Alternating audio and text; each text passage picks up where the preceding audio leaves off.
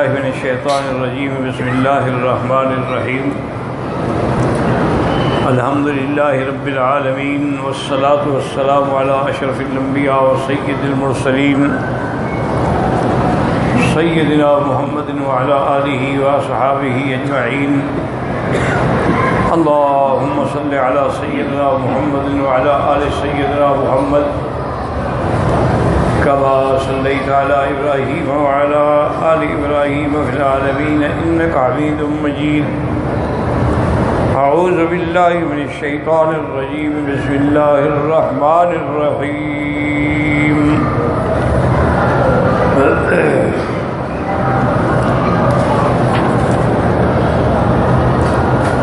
قال اخرج منها مذءوما مدحورا لمن تبعك منهم لأملأن جهنم منكم أجمعين ويا آدم اسكن أنت وزوجك الجنة فكلا من حيث شئتما ولا تقربا هذه الشجرة فتكونا من الظالمين ووسوس لهم الشيطان ليبدي لهما ما وري عنهما من سوآتهما وقال ما نهاكما ربكما عن هذه الشجرة إلا أن تكونا ملكين أو تكونا من الخالدين وقاسمهما إني لكما لمن الناصحين. قال المؤلف والمفسر رحمه الله تعالى أدام النفع بعلومه وعلومكم في الدارين آمين إلى أن قال أكد تعالى عليه اللعنة والطرد والإبعاد والنفي عن محل الملأ الأعلى بقوله اخرج منها مذءوما مدحورا. اب مفسر رحمۃ اللہ علیہ فرماتے ہیں کہ اس حکم میں گویا کہ تاکید ہے اس لعنتی جو اللہ نے پہلے فرمایا انک من الصاغرین، اور یہ بھی فرمایا تھا ان علیک اللعنۃ الی یوم الدین. تو اب یہ دوبارہ حکم جو ہے وہ یہ تاکید ہے کہ اس کو وہاں سے دور کیا گیا اور ملأ اعلیٰ سے نکال دیا گیا. تو فرمایا اخرج منها مذءوما مدحورا. قال ابن جریر اما المذموم هو الوعیب والزام غیر مشدد العیب یقال ذامه یذامه ذاما فهو مذموم ويتركون الحمد يقول ذمه عظیمه ذیما وذاما والزام والزیم ابلغ فی العیب من الذم. اب مفسر رحمۃ اللہ علیہ فرماتے ہیں کہ یہاں دو لفظ ہیں مذموما مدحورا. مذموم کا معنی عیب لگایا ہوا، جس پہ عیب لگا، اور زائم جو ہے غیر مشدد زام اس کا معنی بھی عیب ہوتا ہے. کبھی اس کو زعم یزعم حمزے سے کبھی حمزہ نہیں پڑھا جاتا، اس لیے فرماتے ہیں کہ لفظ زام اور زیم جو ہیں یہ عیب کے مسئلے میں ضم سے زیادہ ابلغ ہیں. اس لیے اللہ نے فرمایا قال اخرج منها مذءوما مدحورا والمدحور المقصی ای هو المبعد المطرود. مدحورا کا معنی دور کیا گیا، دور ہٹایا گیا. اس کا معنی آتا ہے کہ یعنی هو المبعد، جس کو دور کیا گیا اور دھتکارا گیا. وقال عبد الرحمن بن زید بن اسلم ما نعرف المذموم والمذموم الا واحدا، فتح مذموم وہی ایک ہے. وقال سفیان الثوری عن ابی اسحاق التمیمی ان ابن عباس اخرج منها مذموما مدحورا قال مقیتا ذلیل ہو کر. وقال علی ابن ابی طالب صغیرا مقیتا، بالکل حقیر ذلیل جو تم تکبر کر رہے تھے. وقال صدی مقیتا مطرودا ذلیل اور ٹھکرایا ہوا. وقال قتادۃ لعینا مقیتا، لعنت بھی ہے تم پہ اور دھتکارے ہوئے بھی ہو. وقال مجاہد انہا منفیا مطرودا، جس کو نکالا گیا اور بھگایا گیا. وقال الربيع بن عاصم مذموما منفيا والمدحور والمصور. انہوں نے کہا مذموم کا معنی ہے جس کو وہاں سے نکالا گیا، اور مدحور کا معنی یہ ہے جس کو ذلیل کیا گیا. وقوله تبارک وتعالی تبعک منہم لأملأن جہنم منکم اجمعین. انہوں نے کہا کہ یا اللہ جیسے آپ نے مجھے نکالا ہے، آپ نے مجھے ملعون مرجوم مطرود کیا ہے، تو میں بھی سب کو گمراہ کروں. فرمایا تم جتنا مرضی ہے کر لو. لمن تبعک منہم، جو تیری اتباع کریں گے، تیرے کہنے پہ چلیں گے، لأملأن جہنم منکم اجمعین، میں پھر تم سے جہنم کو بھروں گا. کقولہ تعالی قال ذرهم تبعک منہم فإن جہنم جزاؤکم جزاء موفورا. حکم ہوا چونکہ جو لوگ بھی اس کی پیروی کریں گے ان کے لیے جزا جو ہے جہنم ہے. واستفزز من استطعت منهم بصوتك صوتك واجلب عليهم بخيلك، لگاؤ دو تم اپنی آواز سے بھی اور اپنے لشکر سے بھی اور اپنے پیادہ سے بھی. شارکهم بالاموال والاولاد وعدهم، اور ان کے مال اولاد میں بھی شریک ہو جاؤ. وعدهم، اور ان کو جھوٹے وعدے دیتے. ما یعدهم الشیطان الا غرورا. یہ سب کچھ کرو لیکن ان عبادی لیس لک علیہم سلطان وکفیٰ بربک وکیلا. لیکن جو میرے بندے ہیں ان پہ تیرا کوئی زور نہیں چلے گا. ان کی حفاظت کے لیے اللہ کی ذات کافی ہے. اور فرمایا یا آدم اسکن انت وزوجک الجنۃ فکلا من حیث شئتما ولا تقربا هذه الشجرة فتكونا من الظالمين.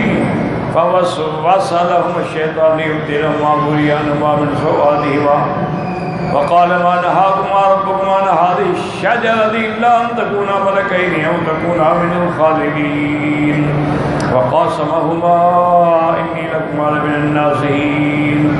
يذكر تعالى أنه أباح لآدم عليه السلام وزوجته حواء الجنة وكلا منها من جميع ثمارها إلا شجرة واحدة. اب اللہ تبارک و تعالی ذکر فرماتے ہیں اس آیت میں کہ اللہ نے آدم اور آدم علیہ السلام کی بیوی حوا کو جنت کی ہر نعمت عطا فرما دی کہ کھائے پیے، بس ایک درخت ہے اس کے پاس نہیں جانا. وقد تقدم الکلام علی ذلک فی سورۃ البقرہ. سورۃ البقرہ کے اندر بڑی تفصیل سے اس پہ بات ہو چکی ہے. فعند ذلک حسب الشیطان وصحاب المغرب والوسوسة والخطيئة ليسلبهما ما فيه من نعمتي واللباس الحسن. اب شیطان جو تھا وہ جل گیا حسن میں کہ اچھا ان کو اللہ نے اتنا بڑا مقام، اتنی بڑی عزت، اتنا بڑا ٹھکانہ. تو اب اس نے مکر وسوسہ اور دھوکے سے کوشش کی تاکہ حضرت آدم علیہ السلام سے یہ جگہ چھن جائے، یہ لباس اور مقام چھن جائے. وقال کذبا و افتران، اور جھوٹ گھڑا اور کہا حضرت آدم سے ما نہاکما ربکما عن هذه الشجرة الا ان تکونا ملکین اے اللہ تکونا ملکین او خالدین ہاہنا ولو انکما اکلتما من هذا حسن لکما ذالکما. تو اس نے کہا کہ اللہ نے آپ لوگوں کو جو منع کیا ہے نا کہ اس درخت کے قریب نہ جاؤ، اگر یہ درخت کا پھل تم کھا لو تو تم تو بالکل صفات ملکوتیہ میں آ جاؤ گے اور ہمیشہ یہاں رہنے والے بن جاؤ گے. وَلَوْ أَنَّكُمَا أَكَلْتُمَا مِنْ هَذَا ذَلِكَ، تمہیں اس درخت کے چکھنے سے یہ دو نعمتیں ملیں گی، ایک قوت ملکیہ اور ایک جنت میں ہمیشہ رہنے کا. وقوله كقوله يا آدم هل أدلك على شجرة الخلد وملك لا يبلى. اس نے کہا آدم میں تمہیں ایک ایسا درخت نہ بتاؤں کہ جس کے کھانے سے آدمی ہمیشہ جنت میں رہے، اور ایسا اللہ اس کو نعمت دے، انعام دے، ملک دے جو کبھی بھی گسیدہ نہ ہو. اے اللہ تکونا ملکین كقوله يبين الله لكم ان تضلوا، یہ ازمان ہے لئلا تضلوا تاکہ گمراہ نہ ہو. فالقى في الارض رواسي تميدكم الى الله تميدكم. وقال ابن عباس ويحيى بن كثير يقرأان الا ان تكونا ملكين بكسر اللام. وقال الجمهور ففيها ملكين وقاسمهما حلفهما بالله إني لكما لمن الناصحين فإني من قبلكما هاهنا وأنا بهذا المكان وهذا من باب المفاعلة والمراد هذا الطرفين وكما قال خالد بن زهير بن عم أبي ذؤيب وقاسمهم بالله جهدا لأنتم ألذ من السلوى إذ ما نشورا. اب اس نے قسمیں کھائیں، اللہ کی قسمیں کھائیں کہ میں تم دونوں کا خیر خواہ ہوں. اس کے بعد فرماتی ہیں کہ لمن الناصحین فإن من قبلكما هنا وعلم بهذا المكان. تو یہ باب مفاقاسمہما، لیکن مراد ایک طرف ہے، ورنہ آدم و حوا نے تو قسم نہیں کھائی نا. حلفهما بالله لا اتخذهما قد يخذ المؤمن بالله. جب اللہ کی قسم کھائی تو حضرت آدم اور بی بی حوا دھوکے میں آ گئے، کیونکہ مومن جو ہے نا وہ صاف بات ہے اللہ کے نام پر تو دھوکہ کھا جاتا ہے. وقال قتادہ فی الآیۃ حلف باللہ انی خلقت قبلکما وانا اعلم منکما فتبعنی ارشدکما. اور حضرت قتادہ نے یہ بھی ذکر کیا ہے کہ اس نے قسم کھائی کہ دیکھو میں تم سے پہلے پیدا ہو چکا ہوں. جنات جو تھے وہ انسانوں سے پہلے پیدا کیے گئے ہیں، لہذا میں جتنا جانتا ہوں تم نہیں جانتے ہو. اگر تم میرے ساتھ چلو گے، میری پیروی کرو گے تو میں تمہیں بہترین راستہ دکھاؤں گا. وَكَانَ بَعْضُ الْعَلْمِ يَقُولُ مَنْ خَدَعَنَا بِاللَّهِ إِنْ خَدَعْنَا لَهُ. بعض مفسرین اور علماء فرماتے تھے کہ بھائی جو ہمیں اللہ کے نام پہ دھوکہ دے ہو تو ہم کھا لیں، کیونکہ اگر کوئی آدمی اللہ کے نام پہ دھوکہ دے، اللہ کی قسم کھائے تو ہم کیسے اعتبار نہ کریں. فَدَلَّاهُمَا بِغُرُورٍ فَلَمَّا ذَاقَا الشَّجَرَةَ بَدَتْ لَهُمَا سَوْآتُهُمَا وَاتَّفِقَا يَخْصِفَانِ عَلَيْهِمَا مِنْ وَرَقِ الْجَنَّةِ وَنَادَاهُمَا رَبُّهُمَا أَلَمْ أَنْهَكُمَا عَنْ تِلْكُمَا الشَّجَرَةِ وَأَقُلَّ لَكُمَا إِنَّ الشَّيْطَانَ لَكُمَا عَدُوٌّ مُّبِينٌ. قَالَا رَبَّنَا ظَلَمْنَا أَنفُسَنَا وَإِن لَّمْ تَغْفِرْ لَنَا وَتَرْحَمْنَا لَنَكُونَنَّ مِنَ الْخَاسِرِينَ.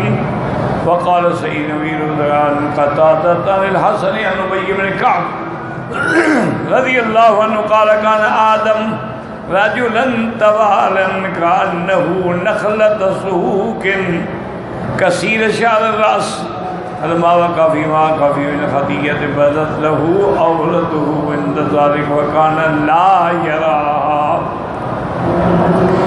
فانطلق هاربا في الجنة وتعلقت برأسه شجرة من شجر الجنة فقال لها ارسليني فقالت إني غير مرسلتك. قتادہ فناداه ربه عز وجل يا آدم أمني تفر قال يا رب إني استحييتك. اب مفسر رحمۃ اللہ علیہ فرماتے ہیں کہ حضرت ابی بن کعب رضی اللہ تعالیٰ عنہ سے بھی روایت ہے کہ آدم علیہ السلام جو تھے بڑے ماشاءاللہ طویل القامت تھے، لمبا قد تھا، جو ہے کھجور کا درخت ہوتا، اور آپ کے بال جو تھے وہ بھی بہت زیادہ تھے سر کے. جب آپ غلطی میں پڑ گئے تو اب آپ کا جو سطر تھا وہ کھل گیا، حالانکہ پہلے آپ کبھی سطر پہ نظر نہیں ڈالتے تھے. انطلق ہاربا، اب دوڑے جنت میں کہ بھی کوئی پتے درخت کوئی چیز مل جائے جس سے میں اپنا بدن جو ہے چھپاؤں. تو ایک درخت جو ہے اس نے اس کے سر کے بالوں میں اٹک گیا اور پکڑ لیا. تو انہوں نے کہا کہ بھی مجھے چھوڑ دے. انہوں نے کہا انی غیر ممین، میں نہیں چھوڑ. فناداہ ربہ عز وجل، اب اللہ نے فرمایا کہ یا آدم امنی، مجھ سے بھاگ رہے ہو، کہاں بھاگو گے؟ انہوں نے کہا یا اللہ میں حیا سے بھاگ رہا ہوں.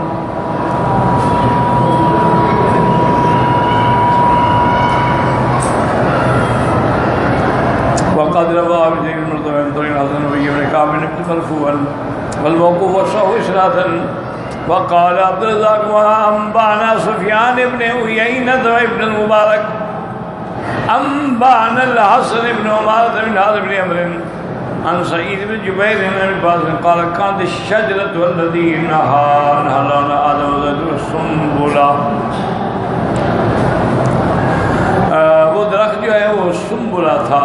فلما أكلا منها بدت لهما سواتهما وكان العباد عنهما من سواتهما أظفارهما وطفقا يخصفان عليهما ببرق الجنة.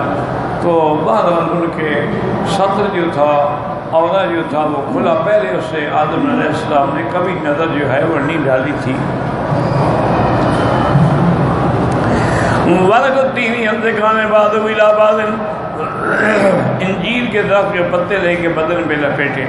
انتظر آدم علیہ السلام ولی جنتی فعلقت براسی شد من الجنة وناداه الله يا آدم مني نفرك الله ولكني استحييت يا ربي. قال ما كان لك فيما منعتك من الجنة. میں نے تمہیں جنت دی. وأباحتك منها مندوحة أما حرمت عليك. میں نے جو چیز تمہیں منع کر دی تھی اس کے علاوہ تمہیں ساری نعمتیں عطا فرمائیں. قال بلا یا رب ولكن وعزتك ما سبحان علی قلبك كاذبا. حضرت آدم علیہ السلام نے عرض کیا کہ یا اللہ میں یہ سوچ ہی نہیں سکتا تھا کہ آپ کے نام پر کوئی جھوٹی قسم کھائے گا. تو جب اس نے آپ کے نام پر قسم کھائی تو ہم نے بھی اعتبار کر لیا. قال وهو قول الله عز وجل وقاسمهما إني لكما لمن الناصحين. قال فبعزتي لأهبطنك إلى الأرض ثم لا تنال العيش إلا كدا. اللہ نے فرمایا ہم آپ کو زمین پہ اتاریں گے اور پھر راحت و آرام محنت سے ملے گا, مفت نہیں ملے گا. یہاں اللہ نے سب کو دے دیا تھا. قال فأهبط من الجنة وكان يأكلان منها رغدا فأهبط إلى غير رغد من طعام وشراب. اب جہاں اتارا گیا تو وہاں تو وہ جنت کے پھل اور پانی اور نعمتیں نہیں تھی. فعلم صنعت الحدید. پھر انہوں نے لوہا کی جو کام ہے وہ سیکھا اور کھیتی باڑی سیکھی. فحرث وزرع. پھر انہوں نے کھیتی باڑی کی. ثم سقى اذا بلغ حصد. پھر اس کے بعد اس کو پانی پلاتے رہے اور جب فصل پک گئی تو اس کو کاٹا. ثم داسه. پھر اس کو پیسا. ثم زرعه ثم طهره. پھر اس کو پیسنے کے بعد آٹا بنایا. پھر اس کو آٹے کو پانی سے گوندا معجون بنایا. پھر اس سے روٹی بنائی. ثم اكله یعنی فلم يبلغ حتى بلغ منه ما شاء الله. تو اب ایک روٹی کے لیے ان کو اتنی بڑی محنت جو ہے وہ کرنی پڑی کہ پہلے آدمی گندم لگائے, پھر گندم جب پک جائے تو اس کو کاٹے, پھر اس کے بعد جناب اس کے دانے نکالے اور بھوسا الگ کرے, پھر دانوں کو پیسا جائے آٹا بنے, پھر آٹا لے کے گھر آئے تو اس میں پانی ڈال کے گوندھا جائے, پھر جب اس میں خمیر آ جائے تو پھر روٹی پکائی جائے, پھر آگ پہ پکنے کے بعد پھر آدمی کو ایک نوالہ نصیب ہوتا. کتنی مشقت کے بعد ایک نوالہ مل رہا ہے.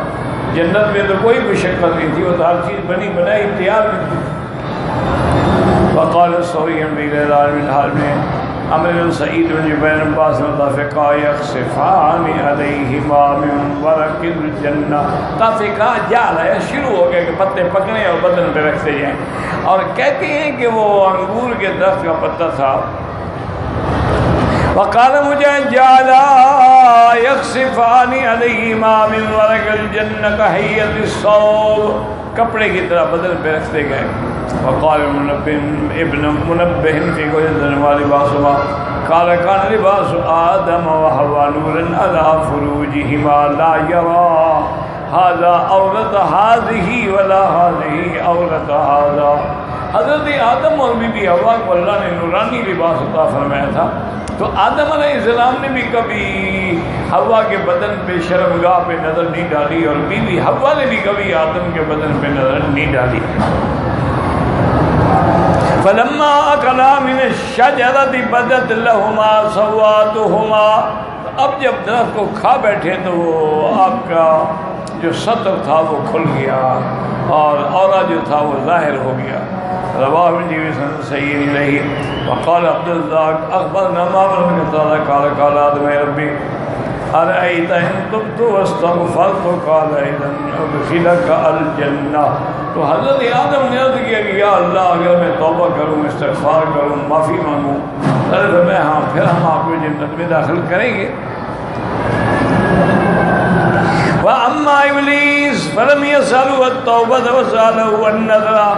آدم علیہ السلام نے توبہ مانگی تو اللہ نے توبہ عطا فرمائی، لیکن ابلیس نے توبہ نہیں مانگی بلکہ اس نے مہلت مانگی کہ مجھے لمبی زندگی دے دو تاکہ تیرے بندوں کو میں گمراہ کر سکوں۔ فَأَتَى كُلُّ وَاحِدٍ مِّنْهُمْ الَّذِي سَأَلَهُ، جو جس نے مانگا اللہ نے دے دیا۔ آدم نے توبہ مانگی، توبہ مل گئی۔ ابلیس نے مہلت مانگی، مہلت مل گئی۔ قال حدثنا القاسم قال حدثنا حسين قال حدثنا عباد بن عبان سفيان بن حسين عن يحيى بن مسلم سعيد بن جبير الباسل قال لما أكل آدم من الشجرة قيل له لما أكلت من الشجرة التي نهيتك عنها، جس سے میں نے منع کیا کیوں کھایا؟ قال حوا امرتنی، تو نے کہا کہ بی بی حوا نے مجھے کہا ہے۔ قال فإني قد عاقبتها إلا أن لا تهمل إلا كرها ولا تضع إلا كرها۔ اللہ نے کہا پھر اسی لیے ہم نے حوا اور اس کی بیٹیوں پر یہ سزا رکھی ہے کہ جب حمل ہوگا تو تکلیف ہوگی، ولادت ہوگی تو تکلیف ہوگی، یہ بھی روتی رہیں گی ہمیشہ۔ قال فلنت عند ذلك حوا وقيل لها الرنة عليك وعلى ولدك، اور رونے لگے، انہوں نے کہا یہ تو ابھی آگے جا کے تم نے اور تمہاری پوری نسل نے رونا ہے۔ فقال ذاك مزاحم في قول ربنا ظلمنا انفسنا فإن لم تغفر لنا وترحمنا لنكونن من الخاسرين، یہ الکلمات التي تلقاها آدم من ربه، یہ وہ کلمات ہیں جو اللہ نے آدم کو سکھلائے۔ الحمدللہ ہم نے یہ واقعہ جو ہے بڑی تفصیل سے پڑھا ہے، لیکن اس میں کچھ مشکل مقام بھی ہیں۔ سب سے پہلی مشکل بات تو یہ ہے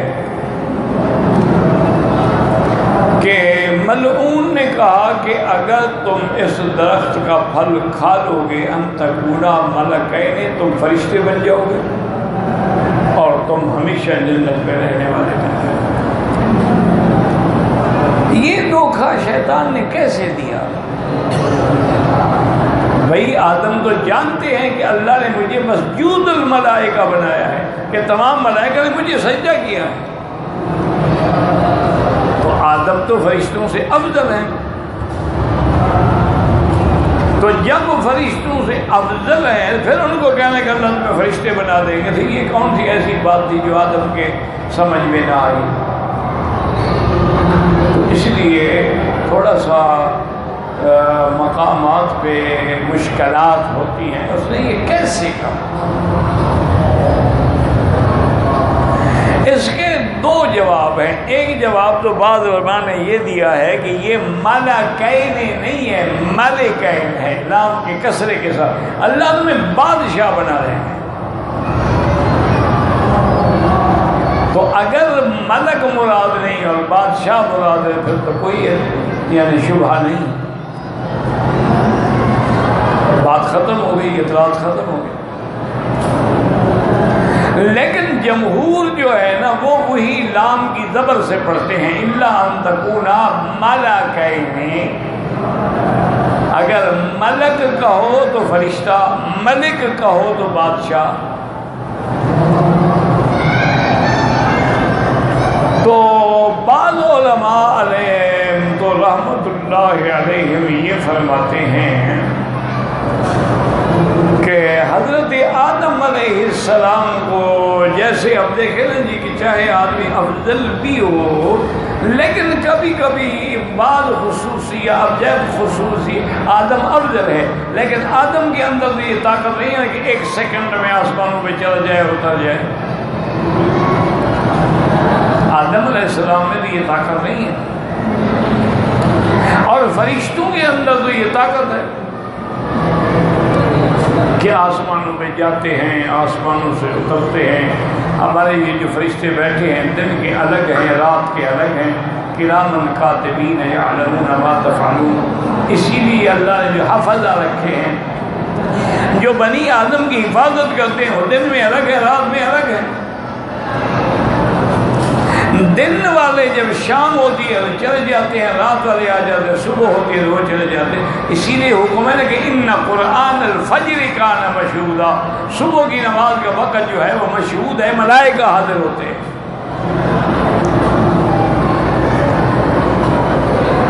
تو اس لیے یعنی اس نے بھی حضرت آدم علیہ السلام کو یہ دھوکہ دیا کہ بھئی جب فرشتے بن جاؤ گے اور ہمیشہ یہاں رہو گے.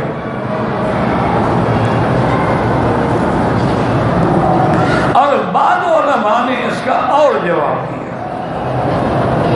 انہوں نے کہا اللہ کا ارادہ مبارک جو ہے وہ یہی تھا نا کہ حضرت آدم کو زمین میں اتاروں گا.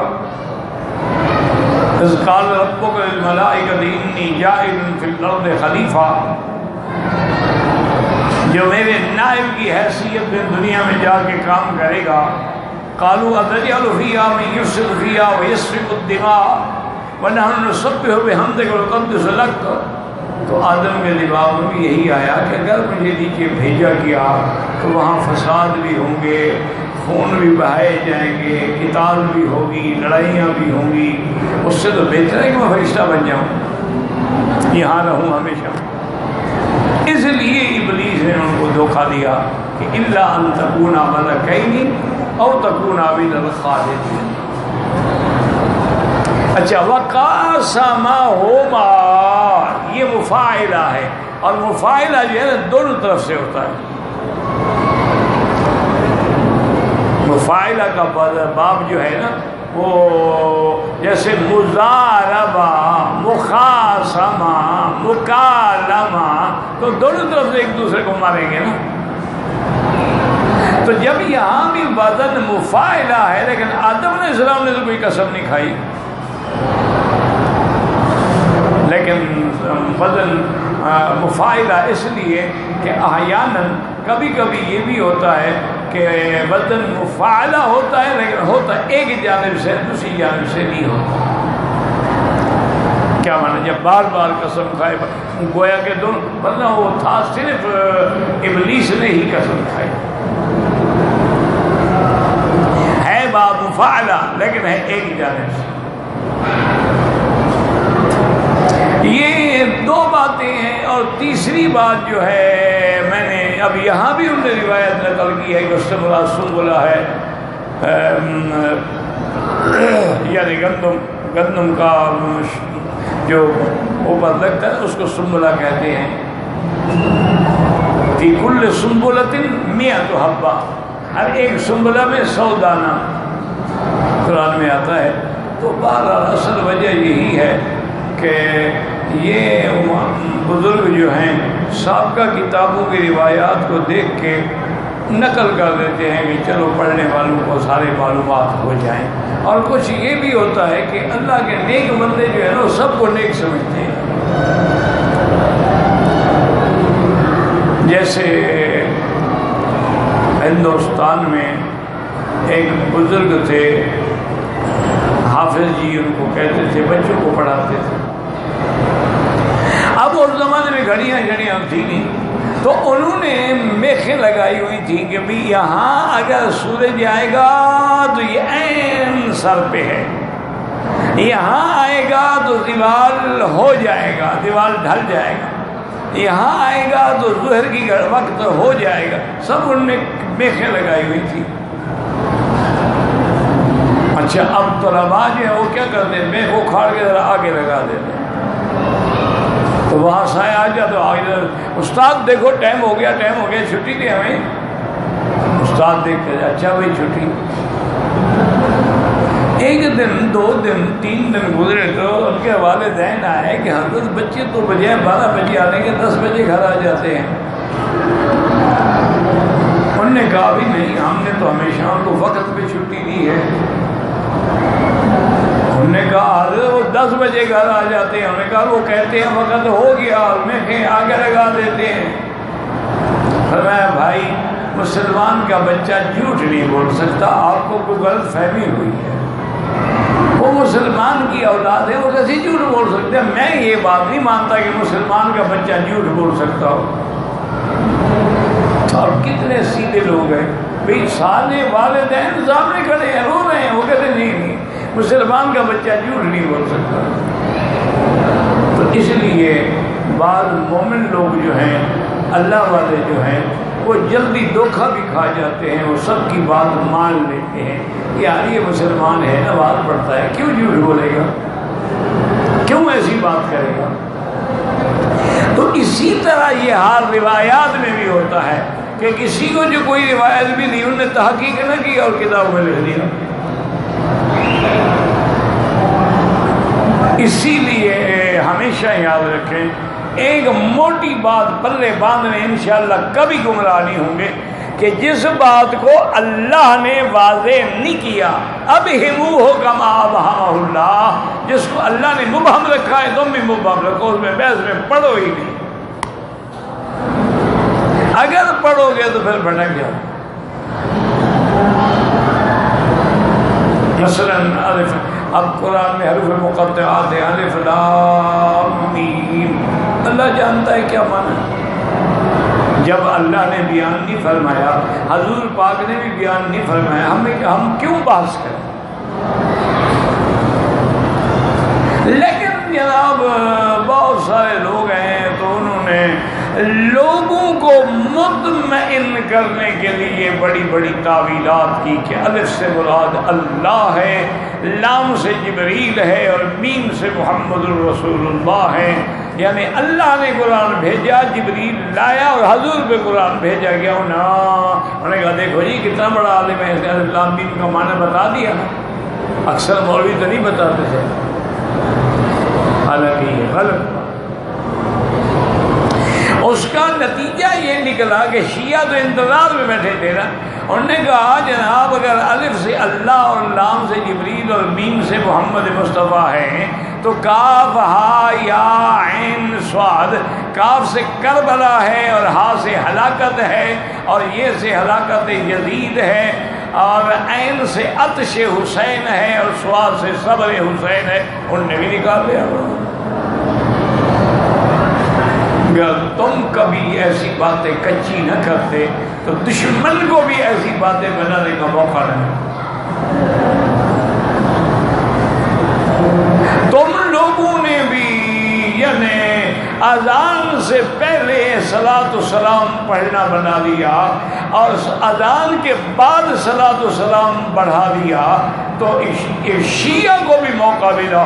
انہوں نے کہا اچھا اگر یہ اہل سنت والجماعت ہو کر جو حضرت بلال نے سلام نہیں پڑھا ہے, نہ پہلے پڑھا نہ بعد میں, اگر یہ پڑھا سکتے ہیں تو ہم کیوں نہ پڑھائیں. انہوں نے بھی پڑھا دیا علی ولی اللہ خلیفۃ بلا فصل. انہوں نے کہا جناب تم پڑھا سکتے ہو تو پھر ہم بھی پڑھا سکتے. تم نے تو اذان سے پہلے, ہم تو اذان کے اندر داخل کر دیا علی ولی اللہ ہے خلیفہ. اللہ کے حکم کو نہ سمجھو گے تو پھر ٹھوکریں لگے. اللہ نے نہیں بتایا.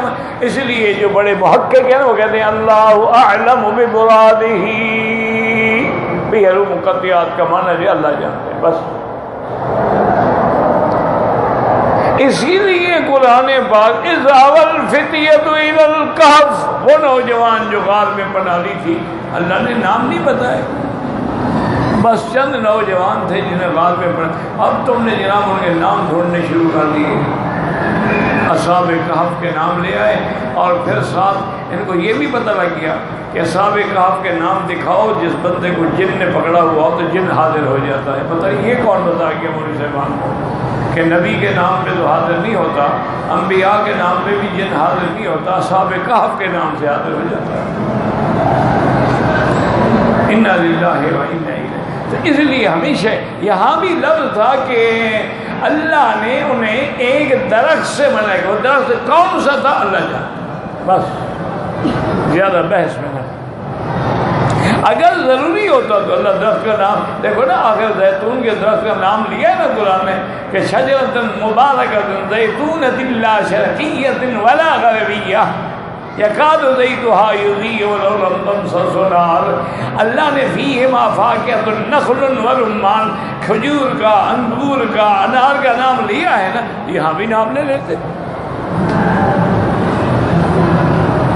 تو اللہ نے جب نام نہیں لیا ہے تو ہمیں بھی بحث میں نہیں پڑھنا چاہیے.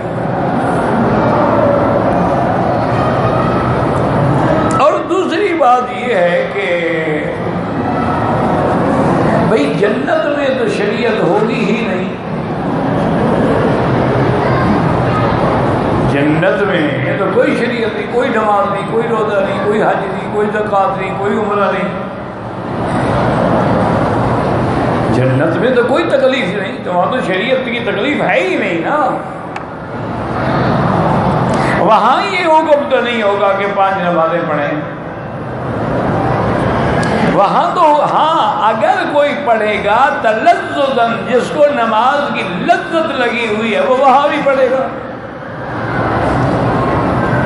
لیکن حکم تو نہیں ہے نا.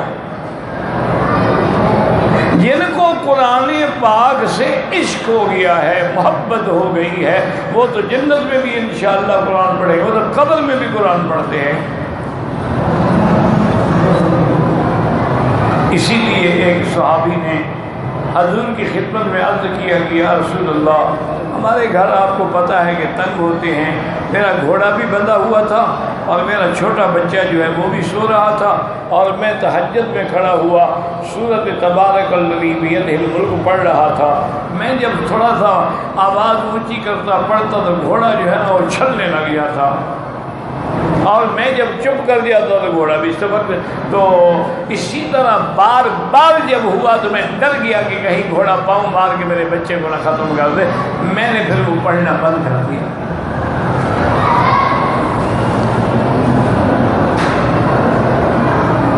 تو اللہ تبارک و تعالیٰ نے فرمایا کہ وہ ملائکہ اوپر آئے ہوئے تھے، ان کی وجہ سے اچھل رہا تھا.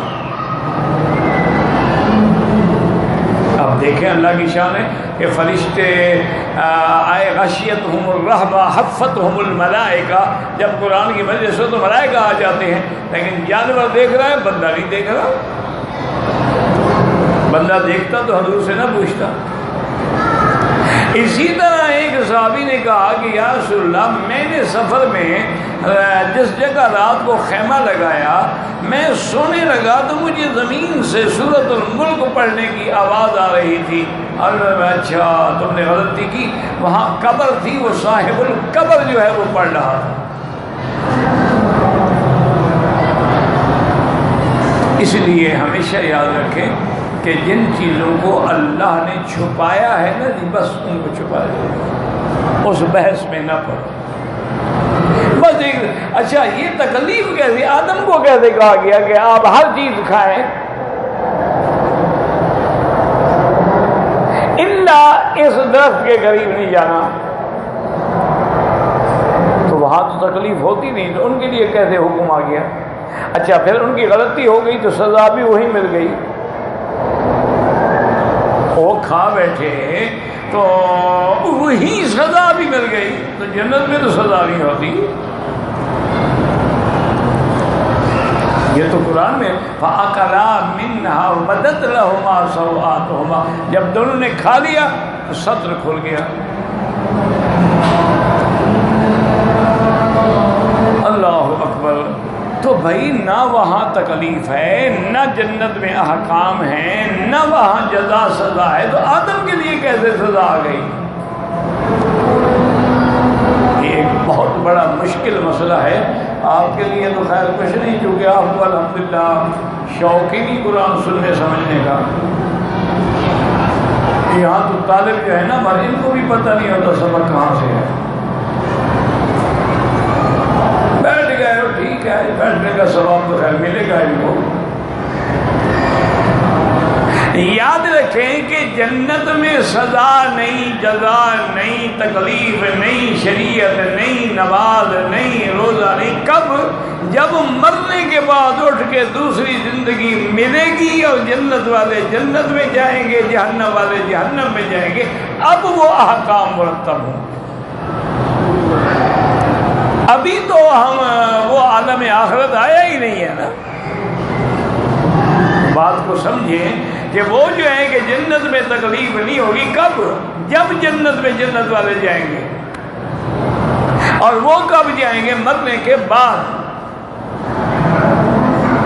اب اگر جنت میں حضرت آدم کو اللہ نے حکم دیا تو ٹھیک ہے. آدم علیہ السلام سے خطا ہوئی تو فوری سزا بھی مل گئی، بالکل ٹھیک ہے. اچھا، اسی طرح یعنی یہ سمجھیں کہ صحیح حدیث مبارک ہے کہ دجال جو ہے وہ پوری دنیا گھومے گا، ہر جگہ جائے گا، الا الحرمین، صرف مکہ اور مدینہ میں داخل نہیں ہوگا.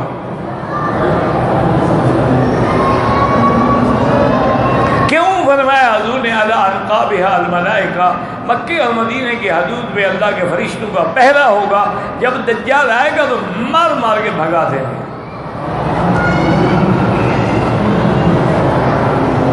اور اسی طرح صحیح حدیث میں ہے، حضور نے فرمایا میں نے خواب میں دیکھا ہے کہ عیسیٰ ابن مریم علیہ السلام جو ہیں وہ اللہ کے کعبے کا طواف کر رہے ہیں.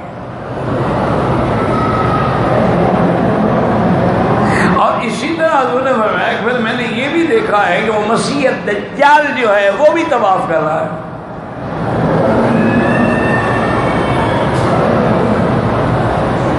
اچھی طرح سمجھا کریں. مشکل یہی ہے کہ آدمی حدیث تو پڑھ لیتا ہے لیکن سمجھتا نہیں. بھی حدیث میں ہے، بھی حدیث میں ہے، کیا ہے حدیث میں، وہ میں سمجھا بھی ہے تم.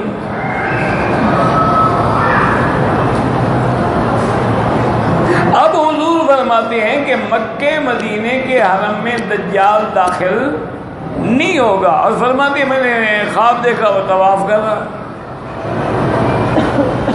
اور نبی کا خواب تو کبھی غلط ہوتا ہی نہیں نا. نبی کا خواب تو ایسے ہے جیسے اللہ کا وحی ہو.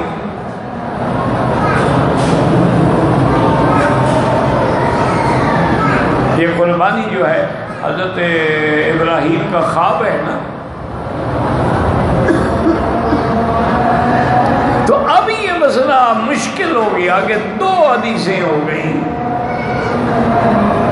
تو علماء نے اللہ ان کی قبروں پہ کروڑوں رحمتیں فرمائے، انہوں نے مسئلہ حل کر دیا.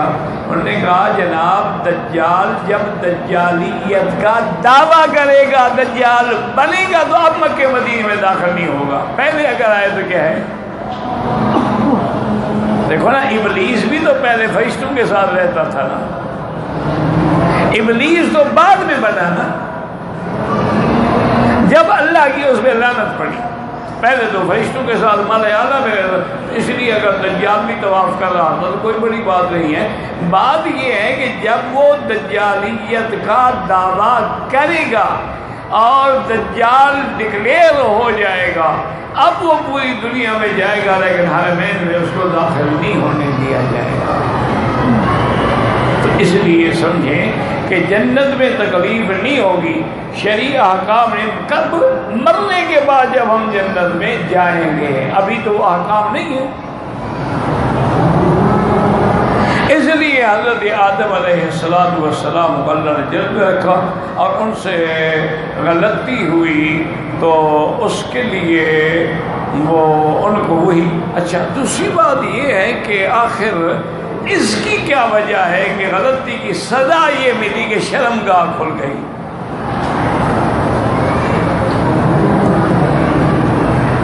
یہ کیا وجہ؟ بھائی اور سزا بھی تو ہو سکتی تھی نا. لیکن یہ ہے کہ جب فَأَكَلَا فَبَدَتْ لَهُمَا سَوْآتُهُمَا فَوْرًا اور کھل گیا. اور اب بھاگ بھاگ کے پتے پکڑ رہے ہیں، لگا رہے ہیں، بدلہ چھپا رہے ہیں. کہاں بھاگو گے؟ انہوں نے کہا اللہ حیا سے بھاگ رہا ہوں. اور کیا مطلب آپ کی علم سے، آپ کی قدرت سے کون بھاگ سکتا؟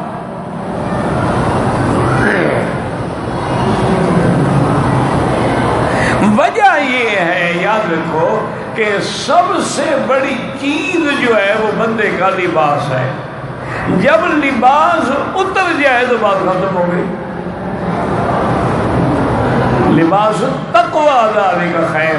وہ جو پرہیزگاری کا لباس ہے وہ سب سے بہتر ہے۔ اچھا اب لباس اتر جائے گا، چہرہ کھل جائے تو کوئی بات نہیں، ہاتھ کھل جائے تو کوئی بات نہیں، پاؤں کھل جائے تو کوئی بات نہیں۔ اصل بات تو وہ عورت تھی نا کہ ناف سے لے کر گھٹنے تک کا حصہ جو ہے اب یہ کھل جائے تو یہ ہے سزا۔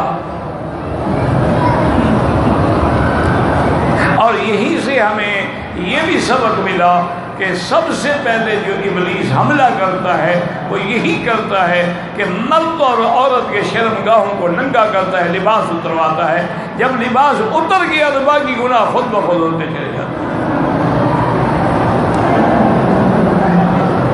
اس لیے اللہ تبارک و تعالیٰ نے قصہ آدم علیہ السلام کو بڑی تفصیل سے بیان فرمایا ہے، اور پھر جنت میں ہی ان کو اللہ نے معافی بھی عطا فرما دی۔ واللہ اعلم۔